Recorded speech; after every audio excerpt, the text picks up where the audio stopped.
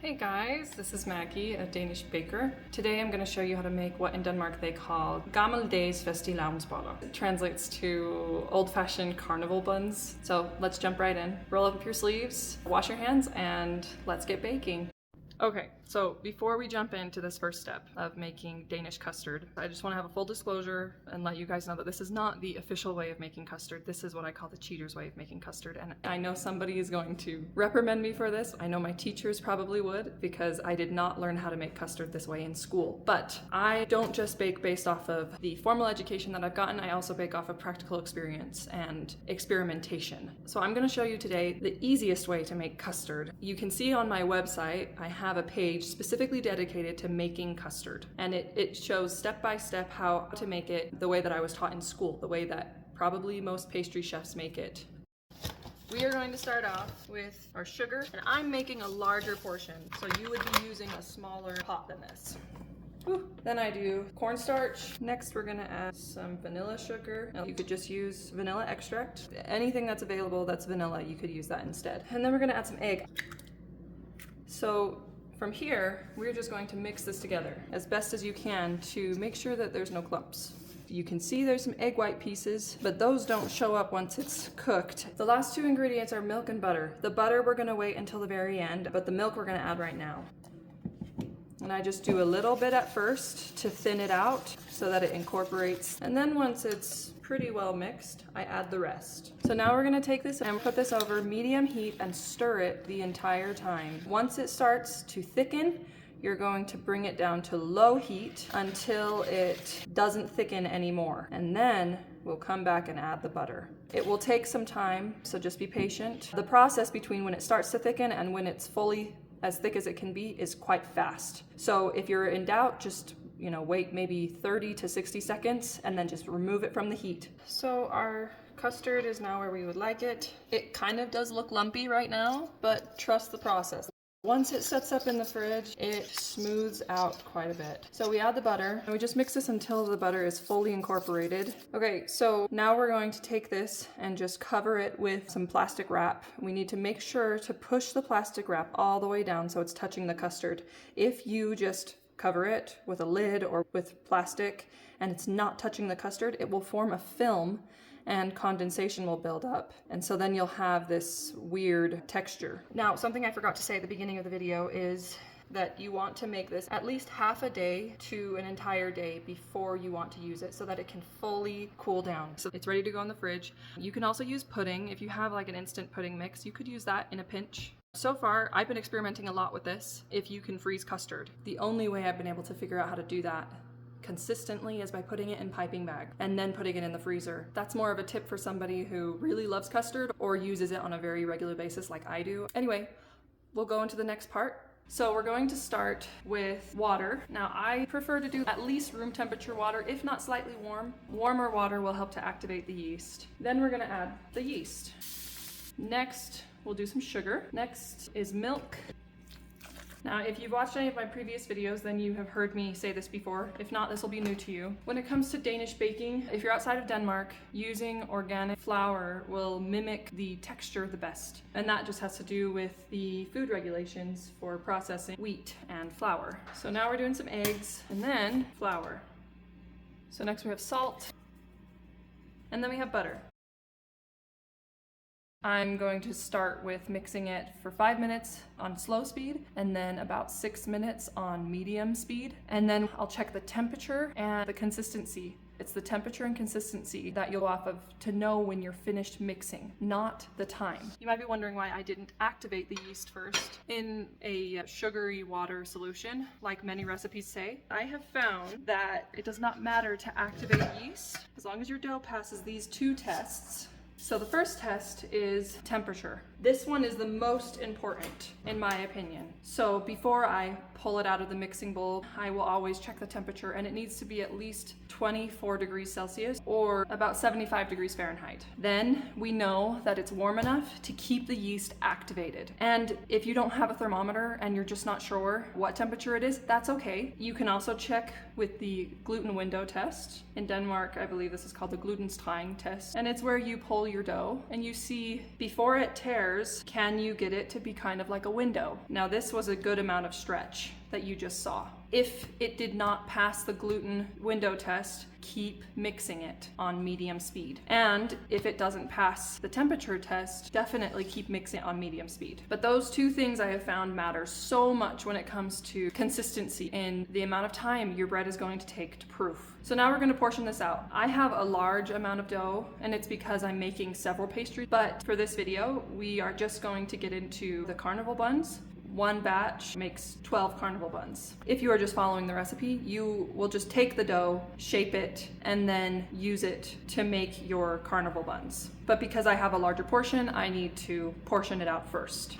So I have these two portioned off, and I'm just going to shape them into a log because we want it to be a rectangle. So I shape it like that, and then I'm going to let it rest for about 5 minutes. So each of these logs is one portion of dough based on the recipe that you'll see in the link below. While the dough is resting, you can quickly whip this together. This in Denmark is called borgmestermesse, or it could also be called a Marzipan, which is just butter and sugar. That's what is. You just do this in thirds.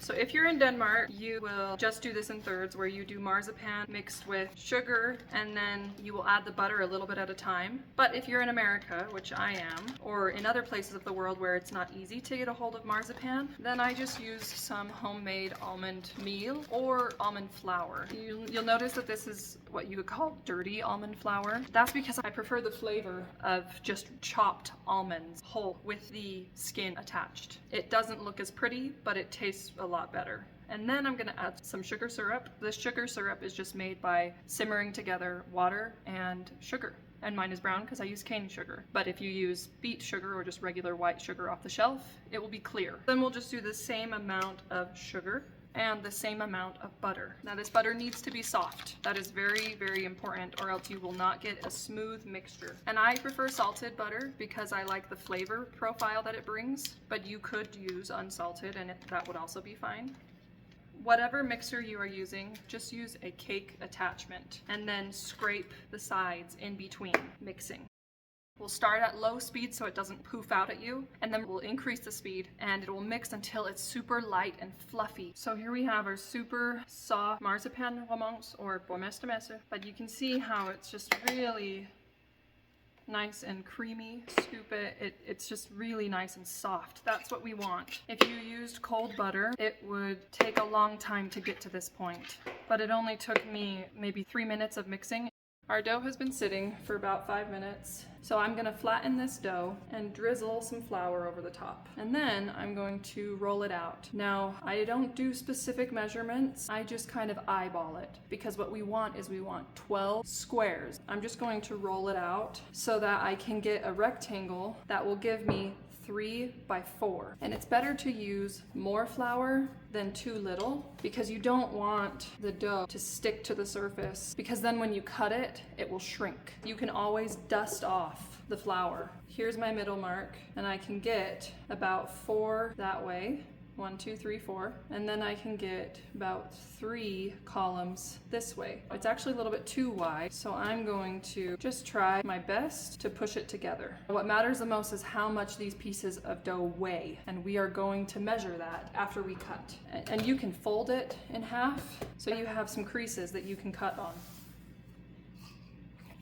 If you're just doing this for home and you're doing this for your family, it doesn't matter as much how perfect it is. But I am going to be giving these away to people, and I want them to be really uniform, and especially if I am baking to sell. So this piece, it only weighs 70 grams. We want it to weigh between 75 and 80 grams. I'm gonna weigh my next piece. My next piece weighs 90 grams. So I cut off a piece, and then I'm going to use some water, and I'm going to stick this on wherever you want to put it. I'm going to stick it over here so that it helps that sloped corner have a little bit extra dough on it. So I have a little bowl of water. You can also use egg, that's perfectly fine.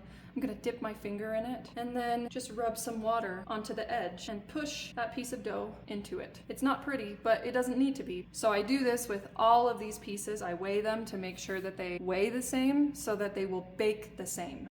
Okay, so you'll notice that this multiplied. It's because I just took 2 portions of dough and put them together. I'm gonna make 2 different kinds, one with strawberry and one just the classic Gammeldags Fastelavnsboller. That just has our marzipan among, which I believe I call marzipan spread, and then it has a custard in it. We're gonna take just a spoon, and in the ones that just have cream, so this half, there's a line between the two. So in the classic flavor with just marzipan spread and the custard, we're gonna do 20 grams of this marzipan spread on each piece. It doesn't have to be perfect. You can also just eyeball it. You know, if you're doing this at home and you don't care about exactness, that's okay. You can just take the portions that the recipe says and just divide it up by 12. You can also use a poedepose.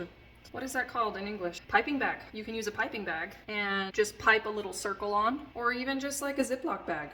So these ones we're going to do with strawberry jam in them. So we're going to decrease the amount of marzipan spread by 5 grams. So this is going to be 15 grams in each of the squares. Now, the reason why I care about consistency is more because I want them to bake evenly. Because if you had one that had 15 grams and one that had 30 grams of this inside of it, it would bake completely different. Next we do the cream. Now these ones I actually do have in a piping bag, and these are actually from the freezer. So we want about 20 grams on this side with just the cream. I usually make custard in a larger amount. I make like a gallon of custard at a time and put it in the freezer. And as I've been experimenting, I still had some left over that I had frozen in these blocks rather than frozen in the piping bag. So then over here on this side that we're going to do the strawberry ones on, we are going to do 15 grams of custard. So it's just a smaller amount, because then we're going to do 15 grams of jam. This I also froze. I made it fresh and I froze it.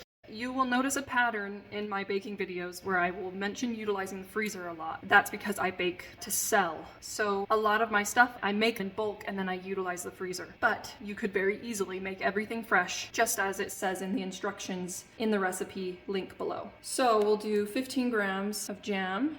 This is homemade jam, but you could very easily just take some store-bought jam and use that instead. I do everything homemade as much as possible. So the next step will be folding these together. I have some egg wash right here. This is just egg, water, and a little bit of salt. If you add a pinch of salt to this, it helps to separate the egg rather than having those strings of egg white in it. We want to brush all 4 edges with egg wash. You can also do this with water. If you brush the egg on and then you fold it together right away, it might be a little bit hard to fold because the edges, they'll be sliding against each other. So give it a few minutes just for the egg to absorb into the dough a little bit. So you take each corner and you fold it together, and then you can kind of pinch the seams, and with the cream ones I'm going to shape them into circles, and the strawberry ones I'm going to leave them as squares. So I pinch that all together and then I pinch all of that, and then you can just kind of flatten it and then flip it over, and then we'll put this on a baking sheet and we'll let them proof. Cover them with a tea towel, let them proof until they won't be double in size, but they will be a little bit bigger, and then right before you pop them in the oven, put some egg on them and they will have a nice shiny crust to them. So I'm going to put these on the countertop, cover them with a tea towel or 2, put them in a warm place, and then just check on them every now and again.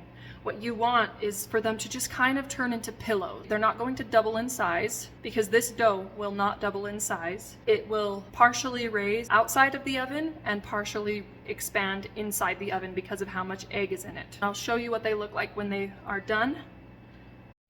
Okay, so here they are. They don't look much different, right? The dough is softer.